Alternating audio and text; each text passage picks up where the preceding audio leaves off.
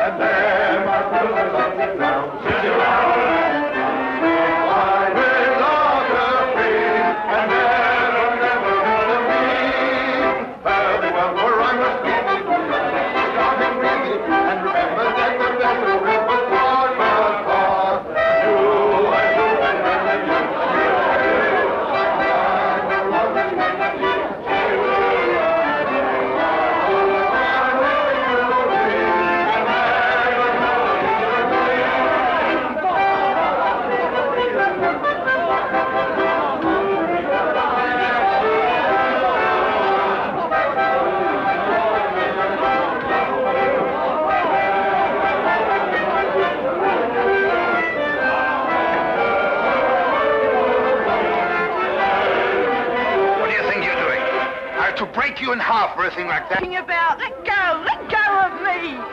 Here's what I'm talking about. This chicken claw with a ribbon around it, which you hung over my table. You're crazy. Why would I ever want to do a thing like that for? Let go of me. Don't lie to me. You did it while I was singing. Let go of me, I tell you. You're hurting me. I'll do more than that if you don't tell the truth. Spit it up! All right. Maybe I need some air. That's right, maybe I need some air.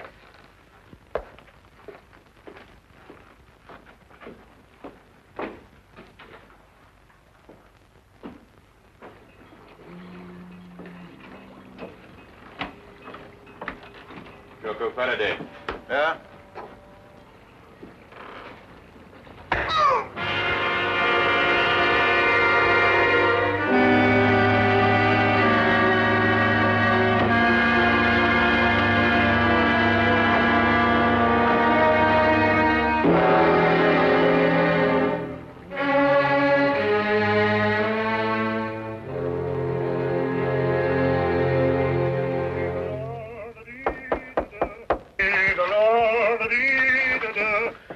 Holmes, see who that is, will you? I'm in the tub.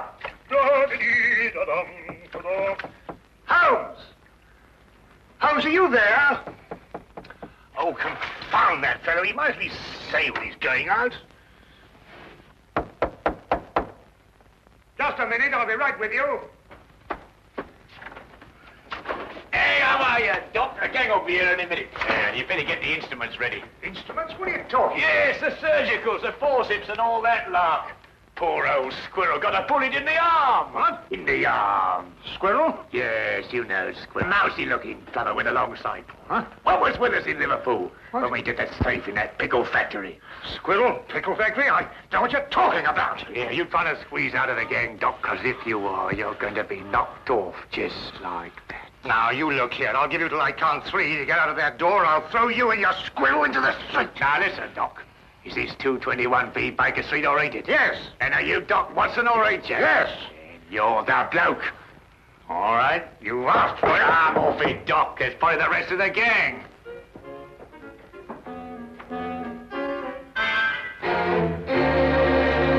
Come in. Arrest that man.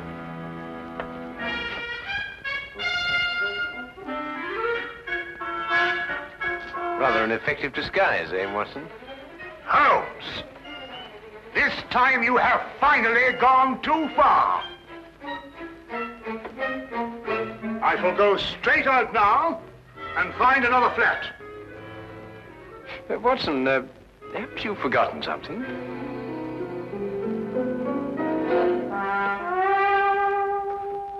Very well. But when I return, it's goodbye. I've never seen him in such a temper. Oh, he'll get over it.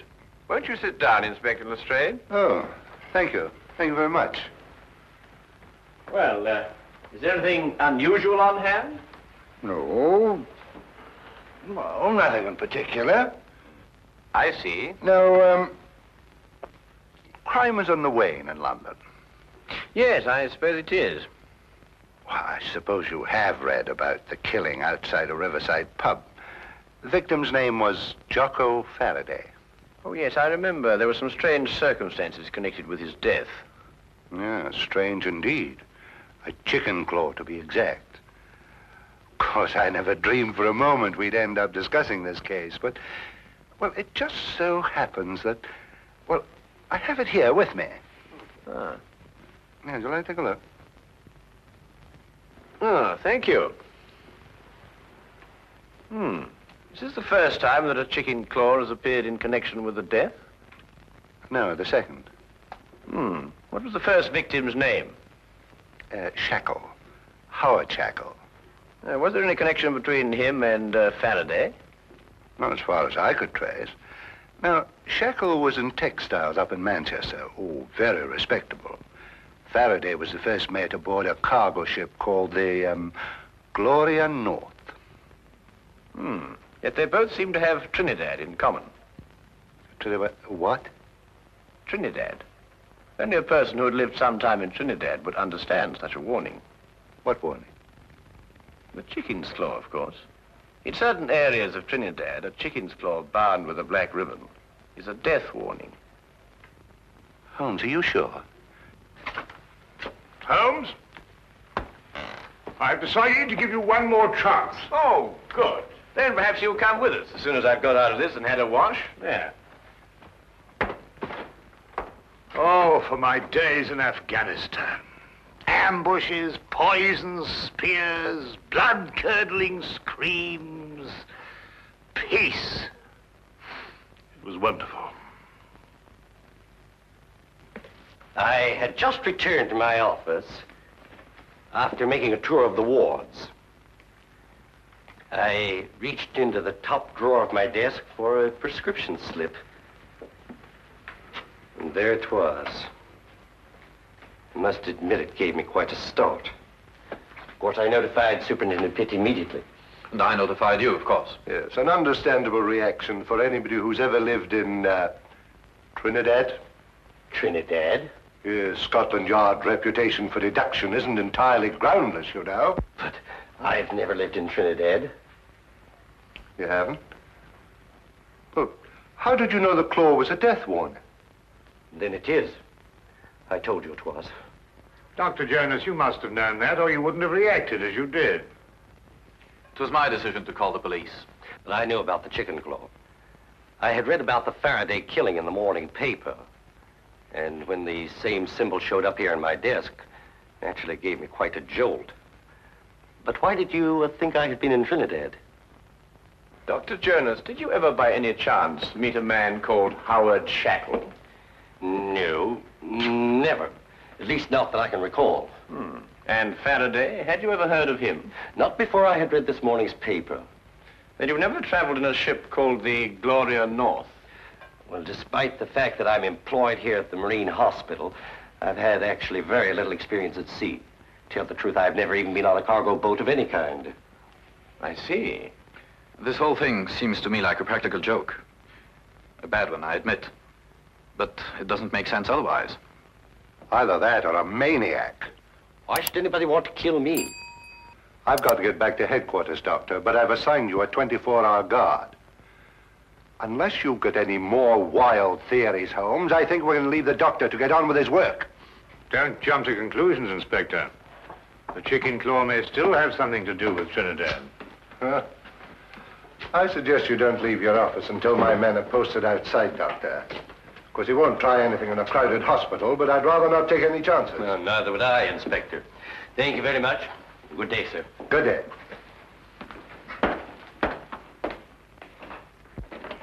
If you'll excuse me, Inspector, I'd better return to my office. If you should want me for any reason, please don't hesitate to call on me. I'll do that. Thank you very much for your cooperation, Mr. Pitt. Good day. Gentlemen. Good day. Chicken claws. This thing doesn't make sense. I believe Superintendent Pitt was right. This is the work of a maniac. I said that. Yes, you said that. Trinidad. Trinidad. Why not Istanbul? In Istanbul, they don't use the claw of a chicken. They use the ear of a pig. Chickens. Pigs. I'm going back to headquarters. I'll see you later if you're still here. Do you still think this has something to do with superstition in Trinidad? Well, then we must find the link, Watson. There is always a link in histories of all murdered men. One bond which ties them all together.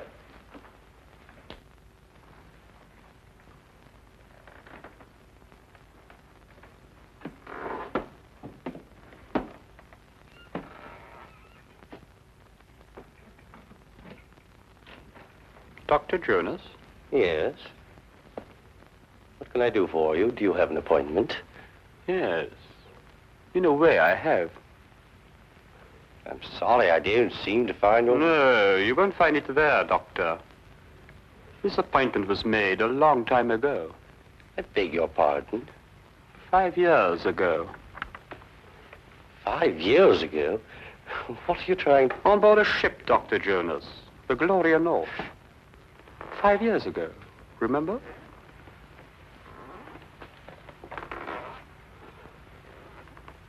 Who are you? My name won't mean anything to you, Doctor. What do you want? I'm going to kill you. You must remember, Doctor, the last voyage you took on the Gloria North. The last voyage so many people took on that ship. But it's not true. I don't know who you are, but I had nothing whatever to do with it. I was only the ship's doctor. I didn't issue the orders. I didn't even know about it until it was too late. And you didn't do anything about it. But what could I do? You could have tried to stop it. You could have reported it. You could have done so much you didn't do, Doctor. It's not true. It's not true. You've got to listen to me. You've got to listen to me. I swear to you, you've got to listen to me.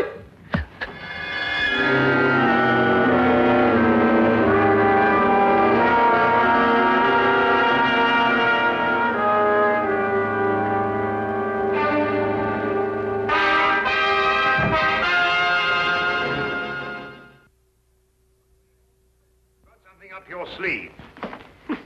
What a graphic expression. What does it mean? You know exactly what it means. You're up to something. Well, yes, you might put it that way. And why didn't you let Inspector Lestrade in on it? Well, I want to do a little investigation on my own first, and the good inspector mightn't approve of my methods. I'm not sure that I shall either. If you think I'm going to become an accomplice in Now what are you doing? We're going in. Well, what were we going to do? I'll show you when we get inside. And this is our records and personnel office. Here we keep all the records of all our employees. They're strictly confidential, of course, and may only be seen by... What's the meaning of this? Why, this place of a basket is half full of... What's your name? Never mind. Take it outside and empty it. This is a hospital, not a college for the development of backward bacteria. Now, and don't argue, and fetch a pail of water and clean out the ink stains all over this floor. It's perfectly disgusting. And what did you say your name was? No, don't tell me. I may remember it and dismiss you. Now, hurry up, quickly. Go on, go on. Yes, sir. Holmes, what do you think you're doing? What on earth? Well, that's the quickest way of getting rid of her. I want to have a look at the records of Dr. Jonas. Now, why do you want to have a look at the records of Dr. Jonas? Trinidad. Oh, we're back on Trinidad, eh? Yes, I'm always in Trinidad. Wait a minute, Trinidad is the link. Now you must find the bond. But Dr. Jonas told us he'd never lived in Trinidad. He also tells us he never sailed aboard the Gloria North. If he lied about that, he could also lie about Trinidad. But you say he lied. How do you know he lied? Did you notice that he had a tattoo on the back of his hand? No. He had tried to eradicate it. But there was still the faint trace of an anchor with the initials GN, Gloria North. I believe that it's a fair assumption to assume that he sailed aboard the Gloria North with Mr. Faraday. Well, now, that's sheer presumption, Holmes. GN could stand for some lady's name, Gertrude Nelson, or... Here it is. I thought so. He was a ship's doctor for 5 years.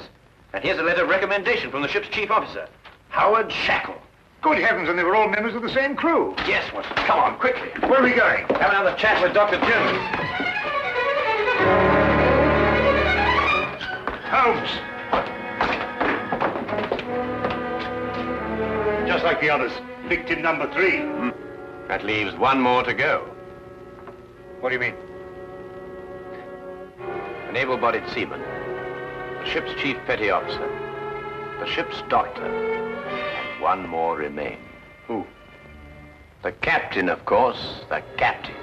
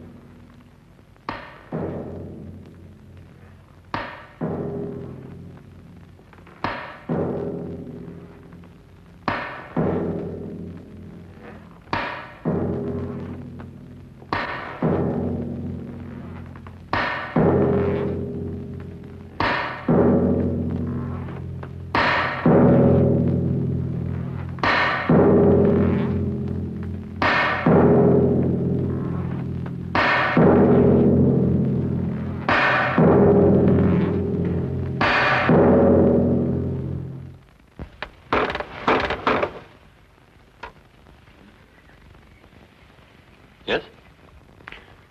Is Superintendent Pitt at home? I'm terribly sorry, but I'm afraid Mr. Pitt isn't in at the moment. I was waiting for him myself. Well, just tell him that Sherlock Holmes called. Mr. Sherlock Holmes? Yes, that's right. I've heard a great deal about you, Mr. Holmes. Really? I've read a great deal about you in the newspapers, about your work with Scotland Yard. Rather, of course, it's being read to me. I should very much like to talk to you, Mr. Holmes. Well, if you have the time, of course. Oh, yes. Yes, I have the time. Won't you come in? Thank you.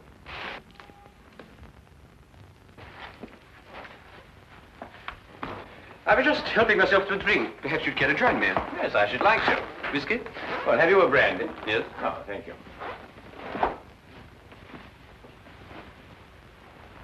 Tell me, Mr. Vickers, do you often stay here with Mr. Pitt? No, not very often.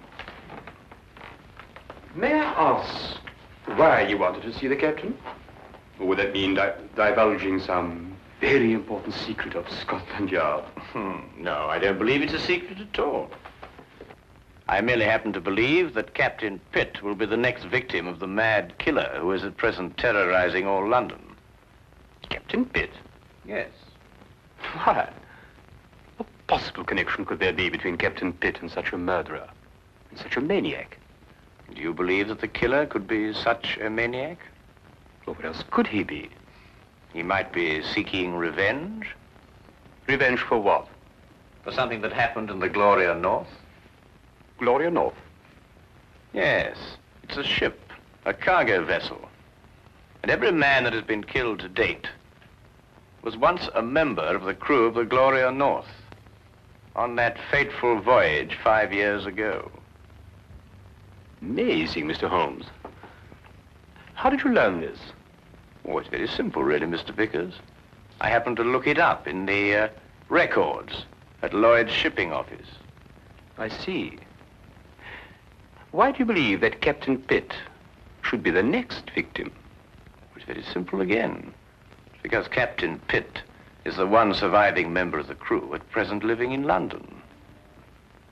It's an extraordinary theory, Mr. Holmes. And have you any idea who this killer is? Yes. Who? May I help myself to another brandy? Yes, of course. Yes, let me get it for you. Thank you.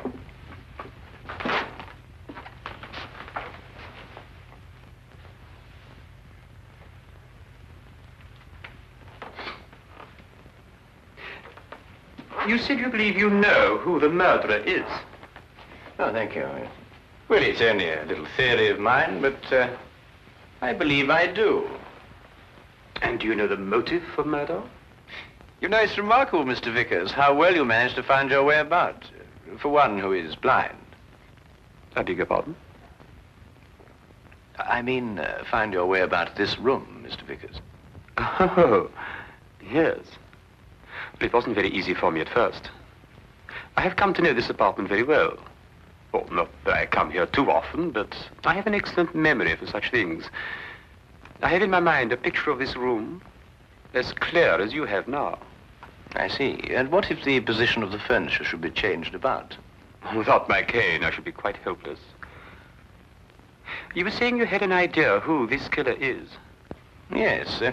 Picture, if you will, a man who lived in Trinidad. Emotional enough to murder, strong enough to use a knife, and able to use it with accuracy and dispatch. Do you hope to find a man who fits such a description, Mr. Holmes? I have, Mr. Vickers. Really? Who? Who fits such a description, Mr. Holmes? You're not blind, you know. I beg your pardon? When you went to fetch my drink just now, I moved from there to here, and you noticed it. But because you spoke. You spoke first. Where did you hide the body, Mr. Vickers? In that cupboard over there? Don't! Yes? You must listen to me.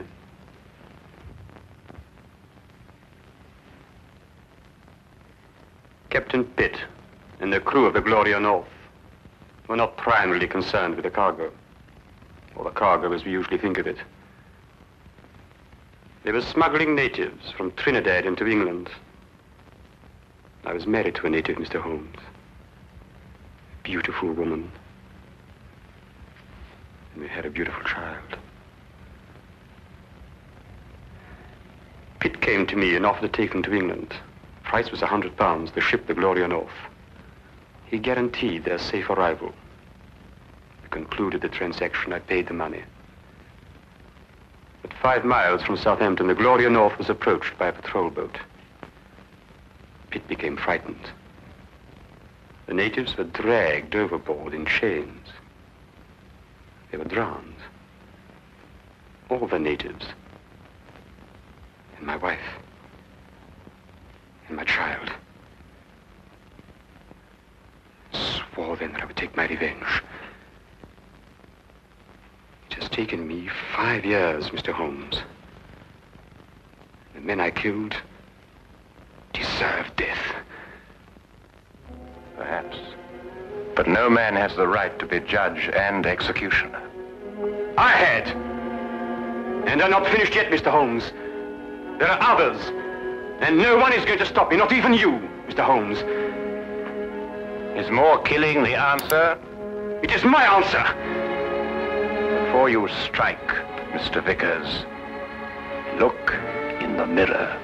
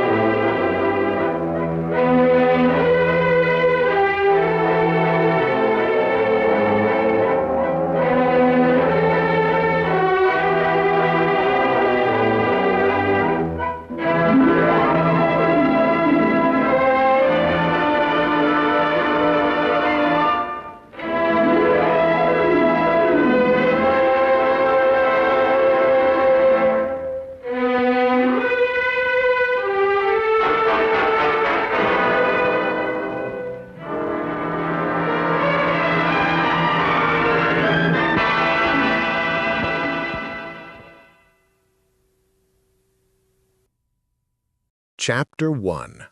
The Blind Man's Plea. Hello and welcome to Baker Street Chronicles, where stories feel like chats over warm coffee.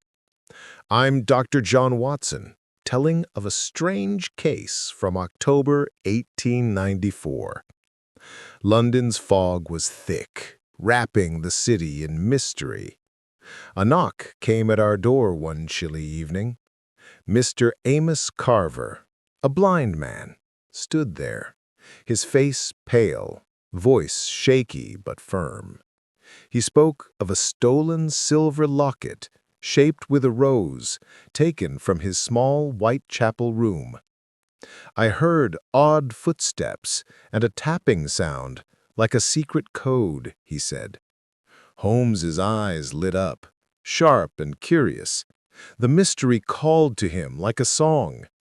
He leaned forward, asking about every sound, every detail. The fog outside seemed to whisper secrets. Carver's story was simple, but strange, and Holmes was already piecing it together. I felt the thrill of a new adventure. Chapter 2. Shadows in the Fog. Holmes dragged me out into the cold, foggy night to visit Carver's tiny room. The place was bare, but Holmes spotted scratches on the floor, 3 short, 2 long, like a secret code. He grinned, saying it was no accident. We questioned Mrs. Grimsby, a neighbor with shifty eyes, who swore she saw a cloaked man sneaking about. Her story sounded off, like she was hiding something. At a nearby tavern, a nervous barmaid whispered of a gang using strange taps to talk. Holmes scribbled notes, his mind racing. Was the barmaid's tale a trick to throw us off? The fog grew thicker, hiding answers. Holmes moved like a hound on a scent, checking every corner, every clue. I followed, heart pounding, as shadows danced in the mist. The locket was more than a trinket. It held a key to something bigger. Chapter 3. The Cipher Unraveled. Back at Baker Street, Holmes pored over the floorboard scratches from Carver's room. His sharp eyes traced the marks, 3 short, 2 long, spelling rose in code. The locket's rose design wasn't just pretty, it was a clue. Holmes guessed it marked a smuggler's hideout. We dressed as dock workers, slipping through London's foggy docks to the Thames. There, Holmes found a crate with a carved rose. Inside was Carver's locket, plus stolen jewels tied to a shady gang. A cloaked figure, Mrs. Grimsby, bolted into the mist. Her shaky story had been a lie to mislead us. Holmes had seen through it, his mind cutting through the fog like a knife. The locket was no mere heirloom, it was a smuggler's signal, and Carver had heard their secret taps. Chapter 4. Holmes's Deduction. Holmes called Carver to 221B, his voice calm but sharp. He explained, the locket, etched with a rose, was a smuggler's token. The gang stole it to keep Carver quiet, thinking his blindness made him harmless. But Carver's keen ears caught their coded taps, 3 short, 2 long. Mrs. Grimsby, the sneaky neighbor, was their lookout. Her false tale meant to trick us. Holmes saw through it. The crate by the Thames held the locket and proof of the gang's crimes. They were arrested. The locket returned. Carver smiled, grateful. You don't need eyes to see truth, Holmes said. I nodded, thinking, the mind finds light in any darkness.